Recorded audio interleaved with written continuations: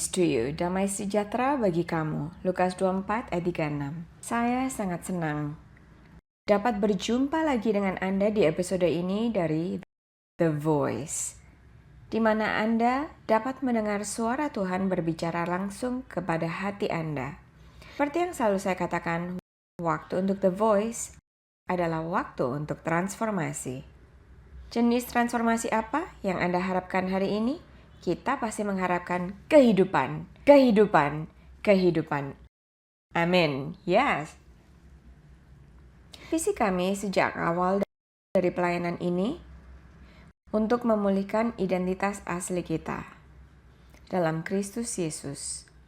Mari kita buka hati kita bersama-sama untuk The Voice. Mari kita berdoa. Tuhan Yesus Kristus, terima kasih atas hari ini. Terima kasih telah memberikan kami kasih karunia untuk sampai pada hari ini. Tuhan Yesus, kami memohon agar Engkau mengampuni kami atas semua kesalahan yang telah kami lakukan selama seminggu terakhir. Dan saat ini sucikanlah kami. Sucikanlah kami ya Tuhan saat kami datang ke hadirat-Mu. Kami membuka hati kami kepada suara Tuhan. Berbicaralah kepada kami melalui hamba-Mu dalam nama Yesus. Berikanlah kepada kami hati yang mendengarkan dan roh yang taat, untuk taat kepada-Mu dan segala yang Engkau katakan kepada kami dalam nama Yesus. Dalam nama Yesus. Amin.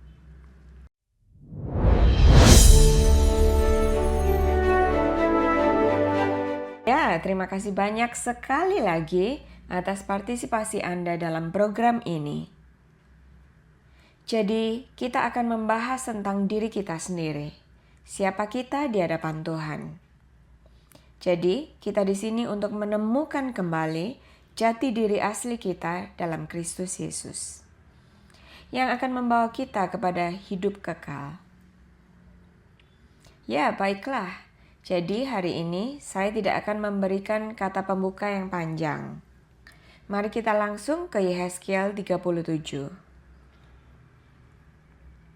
Betapa menariknya ayat yang akan kita baca. Yehezkiel 37 ayat yang pertama. Lalu kekuasaan Tuhan meliputi aku, dan Ia membawa aku keluar dengan perantaraan rohnya dan menempatkan aku di tengah-tengah lembah. Dan lembah ini penuh dengan tulang-tulang. Yehezkiel dibawa ke tempat tulang-tulang ini. Tuhan tidak memberitahunya jenis tempat apa itu. Dia membawanya langsung ke sana agar dia bisa melihat sendiri.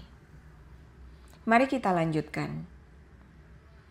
Ayat yang kedua, Ia membawa aku melihat tulang-tulang itu berkeliling-keliling dan sungguh amat banyak bertaburan di lembah itu. Lihat, tulang-tulang itu amat kering. Nabi Yehezkiel sebagai seorang manusia, dia juga memiliki mata biasa untuk melihat dengan kasat matanya. Ia dapat melihat bahwa tempat itu penuh dengan tulang-tulang kering. Bukan hanya kering, tapi sangat kering. Dan mari kita lanjutkan ayat yang ketiga. Lalu Ia berfirman kepadaku, "Hai anak manusia, dapatkah tulang-tulang ini dihidupkan kembali?" Aku menjawab, "Ya Tuhan Allah, Engkaulah yang mengetahui." Saya terkesima saat membaca bagian ini. Saya mengharapkan Yehezkiel untuk menggunakan logikanya untuk mengatakan apa yang dilihatnya. Oh Tuhan Allah, aku dapat melihat bahwa tulang-tulang ini sebenarnya sangat-sangat kering. Tetapi dia bahkan tidak menyebutkan ide manusia alaminya. Dia memilih iman daripada logika. Dia memutuskan tidak berbicara berdasarkan pengetahuan manusiawinya. Dari pemahaman pribadinya, dia menolaknya. Yang dia inginkan hanyalah mengizinkan Tuhan melakukan apapun yang Tuhan inginkan. Inilah iman. Mari kita lanjutkan. Ayat yang keempat, lalu firman-Nya kepadaku, bernubuatlah mengenai tulang-tulang ini dan katakanlah kepadanya, hai tulang-tulang yang kering, dengarlah firman Tuhan. Ayat yang kelima, beginilah firman Tuhan Allah kepada tulang-tulang ini, aku memberi nafas hidup di dalammu, supaya kamu hidup kembali. Ayat yang keenam, aku akan memberi urat-urat padamu dan menumbuhkan daging padamu. Aku akan menutupi kamu dengan kulit dan memberikan kamu nafas hidup supaya kamu hidup kembali. Dan kamu akan mengetahui bahwa akulah Tuhan. Luar biasa. Tuhan Allah tidak hanya datang ke masalah ini dan berkata, tulang-tulang yang kering, bangkitlah kembali. Tidak. Dia ingin bekerja bersama-sama dengan kita. Dia ingin bekerja sama dengan kita.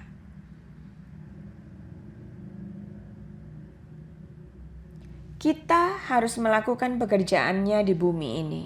Dan Tuhan Allah berfirman, bernubuatlah hai anak manusia kepada tulang-tulang ini. Apa arti bernubuat bagi kita?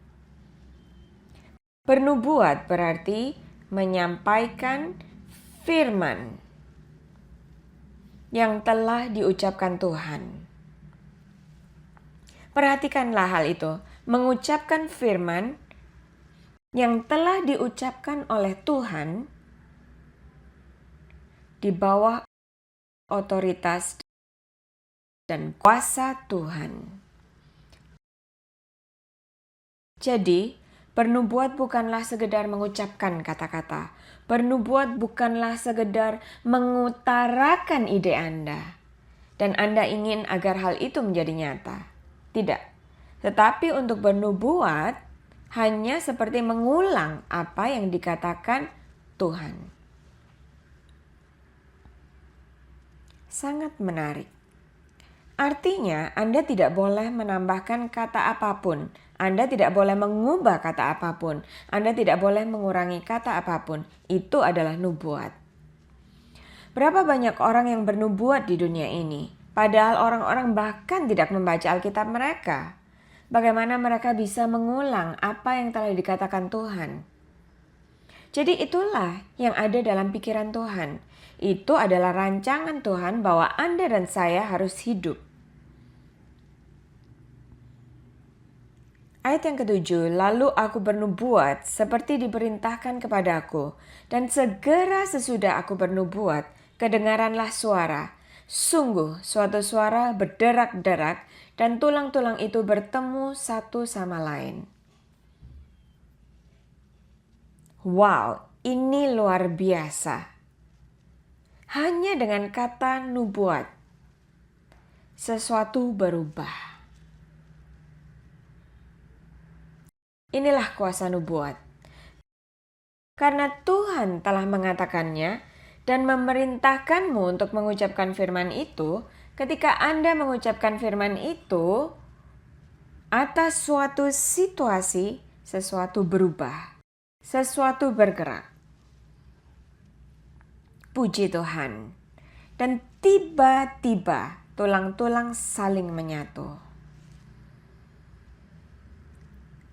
Mari kita lanjutkan. Ayat yang ke-8. Sedang aku mengamat-amatinya, lihat urat-urat ada dan daging tumbuh padanya, kemudian kulit menutupinya, tetapi mereka belum bernafas. Setelah semua tulang menyatu, lalu apa yang terjadi? Urat-urat datang dan kulit menutupi tulang-tulang. Jika saya harus menggambarkan hari penciptaan, mungkin itu akan menjadi sesuatu yang serupa dengan ini. Ayat yang ke-8, sedang aku mengamat-amatinya, lihat urat-urat ada dan daging tumbuh padanya, kemudian kulit menutupinya, tetapi mereka belum bernafas. Ini menunjukkan struktur itu tidak bernyawa. Memang, mereka semua telah menjadi satu, Ya, mereka telah menjadi satu, tetapi masih tidak bernyawa. Bisakah Anda melihat apa yang Tuhan mampu lakukan ketika kita meresponsnya dengan iman? Anda lihat di dunia ini, bangsa-bangsa berbicara dalam bahasa yang berbeda, tetapi warga negara kerajaan surga berbicara dalam bahasa iman. Dan begitulah cara Anda dan saya harus melakukannya. Setiap kali kita menghadapi situasi yang sulit, jadi apa yang terjadi? Aku tahu apa yang Tuhan bisa lakukan. Tuhan, Engkau tahu. Ya, kemudian ketika Tuhan memintanya untuk bernubuat, Dia melakukannya. Dan tulang-tulang bersatu. Urat-uratnya datang dan kulit menutupi semuanya. Markus 9 ayat 23 berkata, jika kamu percaya, Anda tahu ayat itu. Jika kamu percaya, tidak ada yang mustahil. Mari kita lanjutkan. Yehezkiel 37 ayat 9, maka firman-Nya kepadaku, bernubuatlah kepada nafas hidup itu. Bernubuatlah hai anak manusia, dan katakanlah kepada nafas hidup itu, beginilah firman Tuhan Allah, hai nafas hidup, datanglah dari keempat penjuru angin, dan berhembuslah ke dalam orang-orang yang terbunuh ini, supaya mereka hidup kembali. Wow, bayangkan saja, untuk nafas itu sendiri, Tuhan harus meminta Nabi Yehezkiel untuk bernubuat kepada nafas. Ini menunjukkan bahwa jika Tuhan memutuskan kita untuk hidup, kita akan hidup. Karena bukan kita yang menghidupkan diri kita sendiri, tetapi Tuhan yang akan membuat kita hidup. Ayat 10 berkata, lalu aku bernubuat seperti diperintahkannya kepadaku. Jadi sekali lagi ingatlah bahwa bernubuat adalah mengucapkan firman yang telah Tuhan ucapkan terlebih dahulu kepada kita di bawah otoritas dan kuasa Tuhan. Jadi ketika Tuhan berkata, bernubuatlah kepada nafas itu dan katakanlah, beginilah firman Tuhan Allah. Ia harus berkata, beginilah firman Tuhan Allah. Hai nafas hidup, datanglah dari keempat penjuru angin. Hai nafas hidup, datanglah dari keempat penjuru angin. Dan berembuslah ke dalam orang-orang yang terbunuh ini. Itulah tepatnya yang dilakukan oleh Yehezkiel. Dan kita sebagai anak-anak Tuhan, kita harus menjadikan firman Tuhan sebagai kosakata kita. Karena ketika kita terus-menerus mengucapkan kata-kata yang telah Tuhan ucapkan kepada kita, apa yang akan terjadi? Ayat 10, lalu aku bernubuat seperti diperintahkannya kepadaku. Dan nafas hidup itu masuk di dalam mereka sehingga mereka hidup kembali. Mereka menjejakkan kakinya suatu tentara yang sangat besar.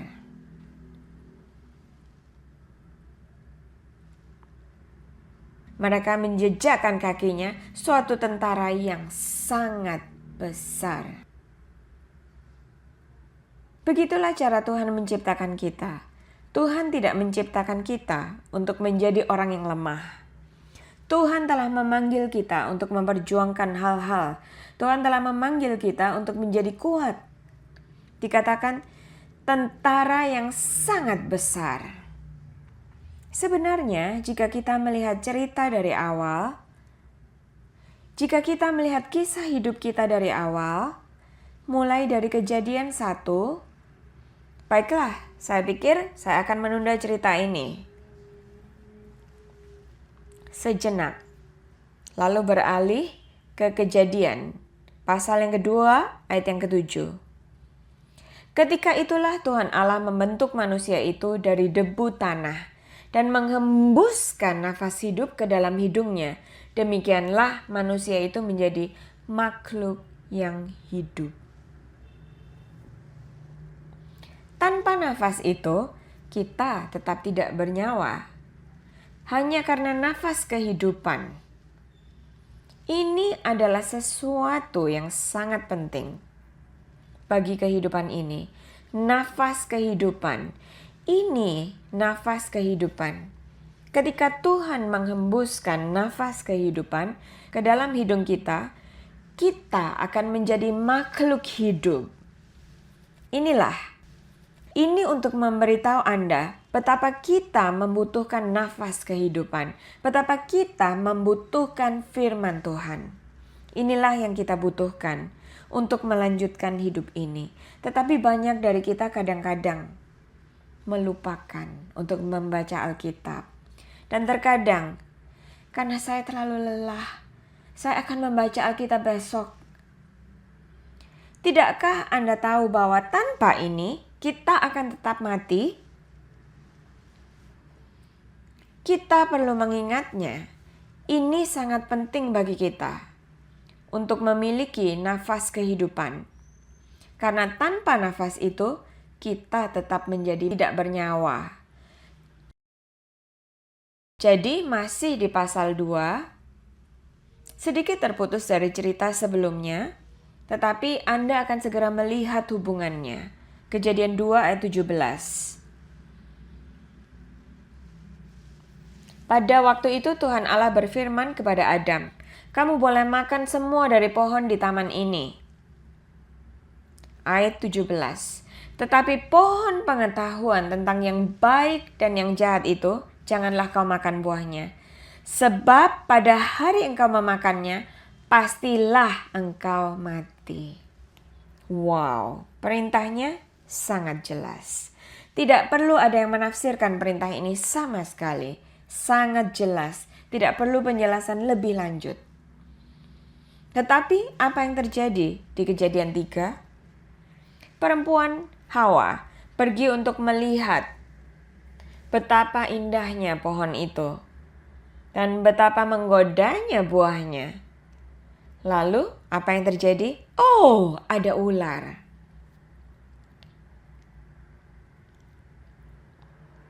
Setan selalu ada di sana untuk mencegah kita melakukan hal yang benar.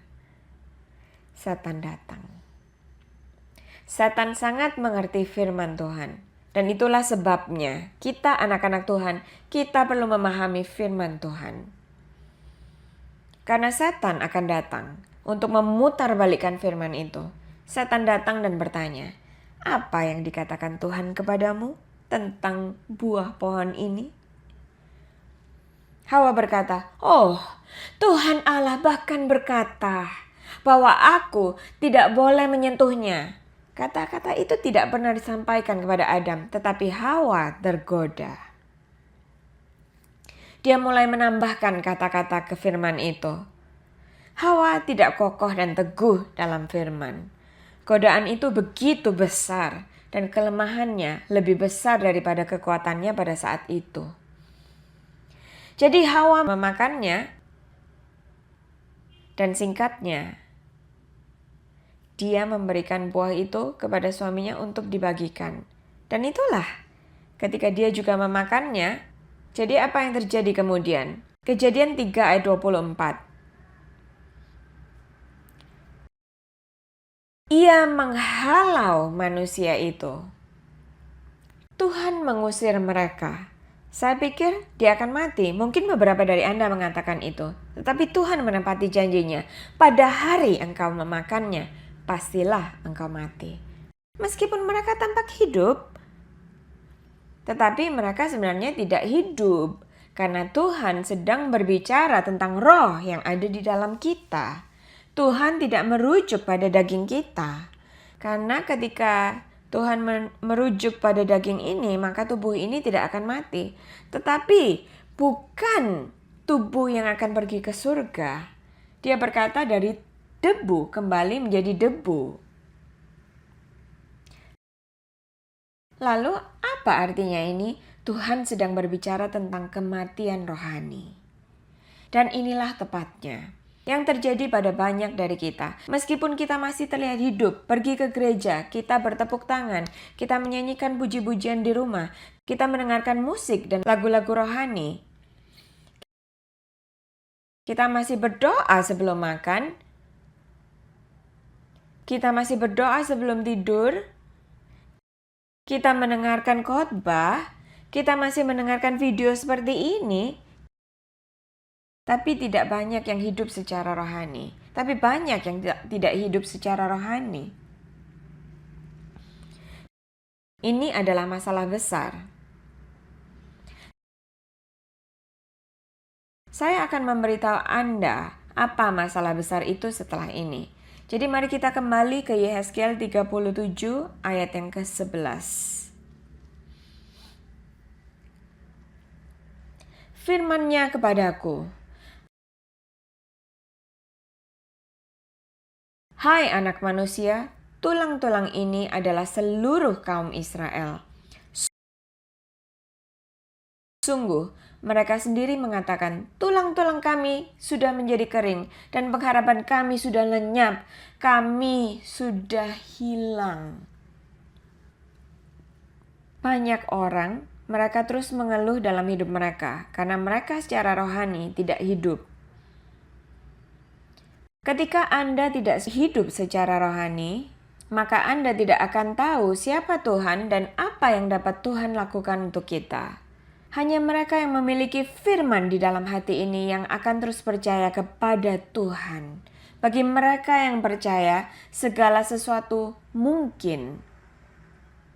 Karena firman itu tidak ada di hati orang-orang ini. Itulah sebabnya mereka terus mengeluh, "Tulang-tulang kami kering." Sebentar lagi kita akan memasuki doa. Tetapi sebelum kita masuk ke doa, ini adalah situasi yang banyak dari kita hadapi saat ini. Banyak dari kita yang tidak hidup secara rohani. Dan mereka yang mati secara rohani tidak akan pernah mencapai kehidupan kekal. Ingatlah, ini adalah jalan menuju kehidupan. Kami akan memimpin Anda menuju kehidupan kekal. Kami tidak ingin kehilangan Anda. Orang-orang ini, mereka mengeluh. Bayangkan saja. Mari kita tunda sejenak. Saya ingin berbicara tentang mereka yang sudah tidak lagi hidup dan mereka yang masih hidup seperti kita. Bayangkan, saya tahu banyak di antara Anda adalah orang-orang yang sangat baik hati. Tidak ada orang yang pernah membawa seseorang yang sudah meninggal untuk berbelanja. Bayangkan, bisakah Anda bayangkan orang paling baik datang ke depan kuburan dan berkata, "Hei Oma, tolong bangun, karena saya ingin mengajak berbelanja." Apakah itu mungkin?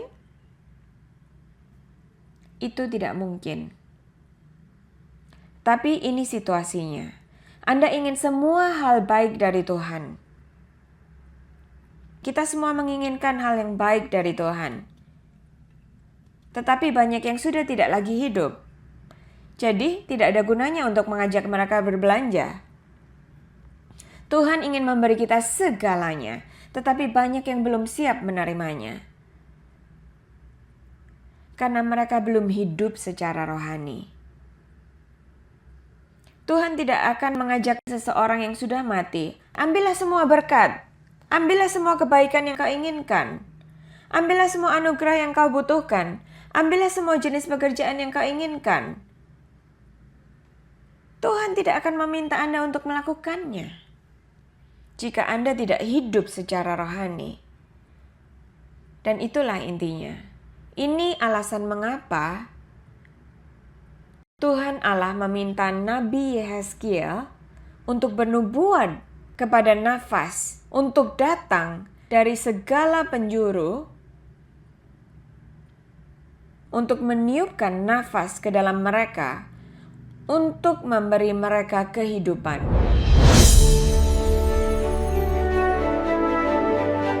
Kita akan memasuki doa. Mari kita lihat ayat yang ke-12.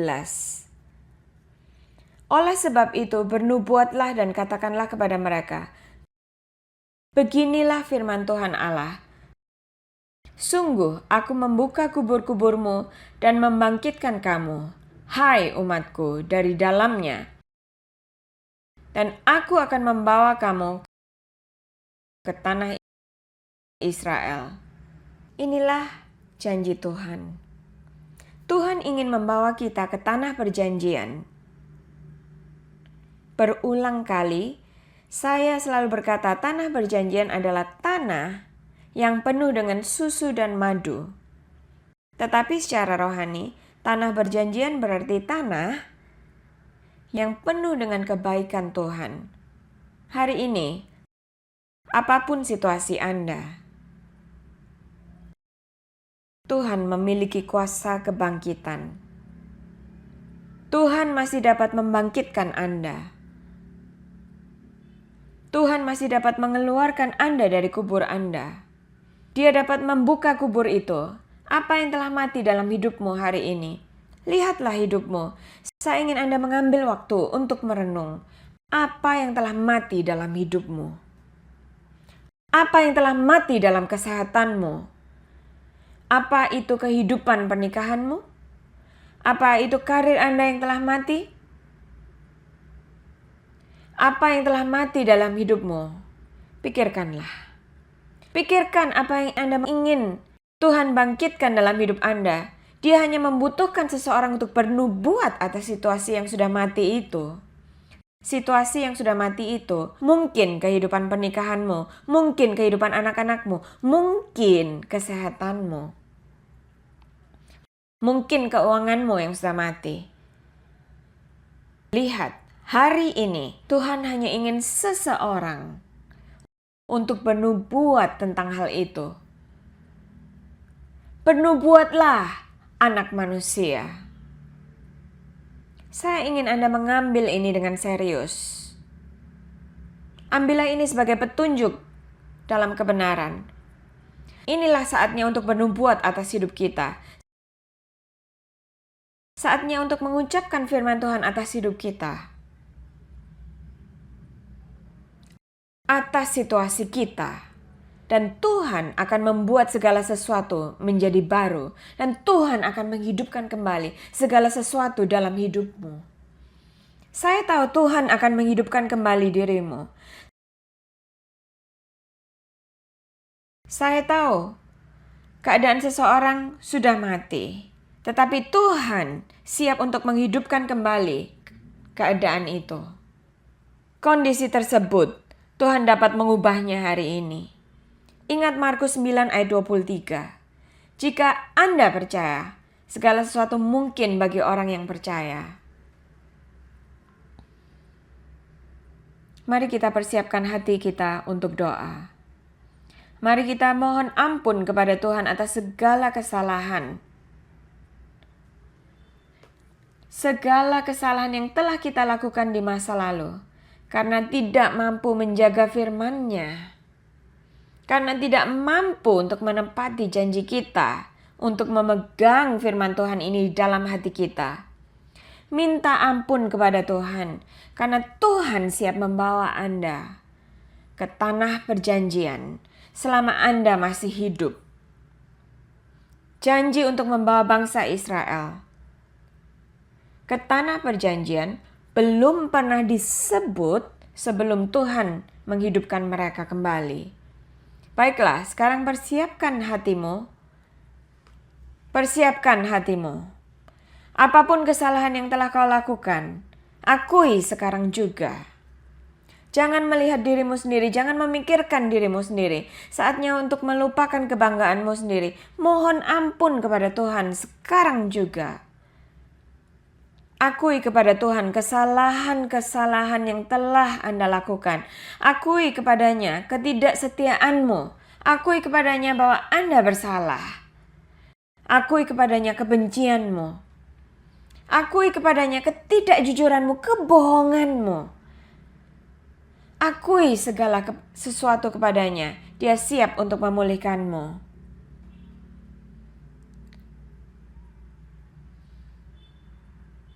Sebelum Nabi Yehezkiel dapat bernubuat kepada tulang-tulang ini, Tuhan terlebih dahulu memberikan kepadanya firman-Nya. Hari ini, terimalah firman ini dan bernubuatlah atas situasi Anda. Dan bernubuatlah atas hidup Anda dalam nama Yesus Kristus. Mengapa saya berkata Anda harus membaca Alkitab setiap hari? Karena jika Anda tidak membaca setiap hari, maka Anda tidak akan tahu apa yang Tuhan katakan kepada Anda secara pribadi. Dan hanya apa yang Tuhan katakan kepada Anda secara pribadi yang dapat Anda ulangi, yang dapat Anda gunakan untuk bernubuat. Tuhan Allah berkata, bernubuatlah hai anak manusia. Hari ini Anda telah mendengar firman. Bernubuatlah hai anak manusia kepada hidupmu. Bernubuatlah atas hidupmu. Bernubuatlah atas keadaanmu yang mati. Bernubuatlah atas bisnismu yang mati. Bernubuatlah atas kehidupan pernikahanmu yang mati. Bernubuatlah atas rumah tanggamu. Bernubuatlah atas kesehatanmu yang mati. Saatnya untuk bernubuat. Bernubuatlah dan percayalah kepada Tuhan. Seperti Nabi Yehezkiel percaya kepada Tuhan. Dia berkata, Tuhan Allah, Engkau tahu. Kita tidak perlu membawa pikiran kita ke dalam pikiran Tuhan. Kita hanya perlu membawa pikiran Tuhan ke dalam pikiran kita. Kita tidak dapat membuat Tuhan mengubah pikirannya. Tetapi kita harus mengadopsi pikiran Tuhan. Saat ini saya ingin menggunakan Yehezkiel 37 ayat 12. Dalam doa ini. Oleh sebab itu, bernubuatlah dan katakanlah kepada mereka, beginilah firman Tuhan Allah. Sungguh, aku membuka kubur-kuburmu dan membangkitkan kamu, hai umatku, dari dalamnya. Dan aku akan membawa kamu ke tanah Israel. Hari ini, terimalah hidup dalam nama Yesus Kristus. Terimalah hidup dalam nama Yesus Kristus. Janji Tuhan adalah bahwa Dia akan membuka kuburmu dan membuatmu bangkit dari kubur itu. Dia akan menyebabkan bisnismu bangkit dari kubur itu. Dalam nama Yesus Kristus. Berdoalah bersama saya atas situasi Anda. Bisnisku, bangkitlah dari kubur. Dalam nama Yesus Kristus. Kehidupan pernikahanku, bangkitlah dari kubur itu. Dalam nama Yesus Kristus yang Maha Kuasa. Kesehatanku, bangkitlah dari kubur itu. Dalam nama Yesus Kristus. Keadaanku, bangkitlah dari kubur itu. Dalam nama Yesus Kristus. Dalam nama Yesus Kristus. Dalam nama Yesus Kristus yang Maha Kuasa. Dalam darah Yesus Kristus. Kau bangkitlah dari kubur itu dan hiduplah. Hidup. Hidup. Hidup dan capailah tanah perjanjian. Hidup dan capailah tanah perjanjian. Hidup dan capailah tanah yang penuh dengan segala kebaikan Tuhan. Dan semua berkat-Nya. Dalam nama Yesus Kristus. Dalam nama Yesus Kristus. Tulang-tulang yang kering bangkit kembali. Berbicaralah pada situasi Anda. Bernubuatlah kepada situasimu. Tulang-tulang yang kering bangkit kembali. Bisnisku yang mati. Aku berkata, tulang-tulang yang kering bangkit kembali. Kesehatanku, aku berkata, tulang-tulang yang kering bangkit kembali. Organku, aku berkata, tulang-tulang yang kering bangkit kembali. Hubunganku, aku berkata, tulang-tulang yang kering bangkit kembali. Keuanganku, aku berkata, tulang-tulang kering bangkit kembali. Apapun situasi yang engkau hadapi, aku nyatakan tulang-tulang yang kering bangkit kembali. Apapun situasi yang Anda hadapi, aku berkata tulang-tulang yang kering bangkit kembali. Tuhan Allah berfirman, aku akan membuka kubur-kuburmu dan membuatmu keluar. Untuk keluar dari kuburmu. Ya, hari ini, jika engkau telah bernubuat, bangkitlah kembali. Bangkitlah dari kubur itu. Bangkitlah dari kubur kekecewaan itu. Bangkitlah dari kubur kegagalan itu. Bangkitlah dari kubur permasalahan pernikahan itu. Masalah pernikahan itu. Bangkitlah dari kubur penyakit dan kelainan itu. Bangkitlah dari kubur kekecewaan itu. Bangkitlah dari kubur ketidaksetiaan itu. Dalam nama Yesus Kristus yang berkuasa. Dalam nama Yesus Kristus yang berkuasa. Aku menyatakan hidupmu hidup. Aku menyatakan hidupmu hidup. Bisnismu hidup. Kesehatanmu hidup. Rumahmu hidup. Bisnismu hidup. Organ-organmu hidup. Tubuhmu hidup. Dalam nama Yesus Kristus yang berkuasa. Terima kasih Yesus. Terima kasih Yesus. Terima kasih Yesus karena telah menghidupkan mereka kembali. Karena telah menghidupkan kembali kesehatan mereka. Karena telah menghidupkan kembali karir mereka. Karena telah menghidupkan kembali bisnis mereka. Terima kasih Yesus Kristus. Terima kasih Tuhan. Saat ini saya meletakkan perjalanan kita sepanjang minggu ini ke dalam tangan Tuhan. Saya menyerahkan kesehatan Anda selama seminggu ini ke tangan Tuhan. Saya menyerahkan segala hal yang berkaitan dengan Anda, yang berhubungan dengan Anda, ke tangan Tuhan. Mulai saat ini, engkau akan dibawa ke tanah perjanjian. Mulai saat ini, Anda akan dibawa ke tanah perjanjian, tempat yang telah disediakan Tuhan untukmu. Tempat kesuksesan, tempat terobosan, tempat kesehatan yang baik, tempat damai sejahtera, tempat perjanjian. Dalam nama Yesus Kristus. Dalam nama Yesus Kristus. Dalam nama Yesus. Terima kasih Tuhan. Terima kasih Yesus karena telah menghidupkan mereka kembali. Dan terima kasih Tuhan karena telah membawa mereka mulai sekarang ke tanah perjanjian. Berkatilah mereka, berkatilah tangan mereka, agar segala yang mereka lakukan berhasil. Dalam nama Yesus Kristus. Dalam nama Yesus. Dalam nama Yesus. Dalam nama Yesus. Amin. Selamat datang kembali ke kehidupan. Selamat datang kembali ke kehidupan. Selamat datang kembali ke kehidupan. Saya katakan, terima tangan saya. Selamat. Jabat tangan. Saya menjabati tangan Anda. Izinkan saya mengucapkan selamat. Selamat telah hidup kembali. Selamat.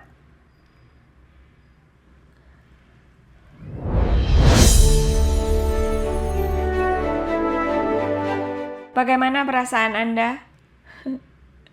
Saya tahu pasti luar biasa bisa hidup kembali.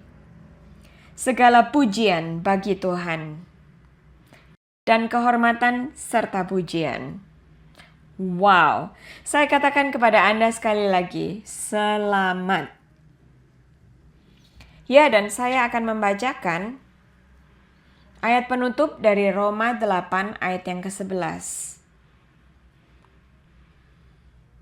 Dan jika roh Dia yang telah membangkitkan Yesus dari antara orang mati diam di dalam kamu, maka Ia yang telah membangkitkan Kristus Yesus dari antara orang mati akan menghidupkan juga tubuhmu yang fana itu oleh Roh-Nya yang diam di dalam kamu. Inilah sebabnya mengapa kita anak-anak Tuhan perlu terus-menerus merenungkan firman Tuhan. Karena firman Tuhan adalah roh dan kehidupan. Dan hanya firman Tuhan yang kita simpan di hati ini yang akan menjaga kita tetap hidup. Karena firman ini adalah nafas kehidupan. Wow, terima kasih Yesus Kristus. Tentu saja saya berkata kepada Anda semua, selamat. Dan terima kasih banyak telah bergabung dengan saya dalam episode hari ini dari The Voice. Ingat, waktunya The Voice adalah waktu untuk transformasi. Apa yang telah Tuhan ubah dalam hidup Anda? Mari kita dengar dari Anda, jangan simpan sendiri. Bangkitkan kembali iman seseorang melalui kesaksian Anda, sebagaimana Tuhan telah memulihkan hidupmu. Sebagaimana Tuhan telah memulihkan hidup Anda, Dia akan memulihkan hidup orang lain melalui kesaksian Anda. Semoga Tuhan memberkati Anda dan peace to you, damai sejahtera bagi kamu.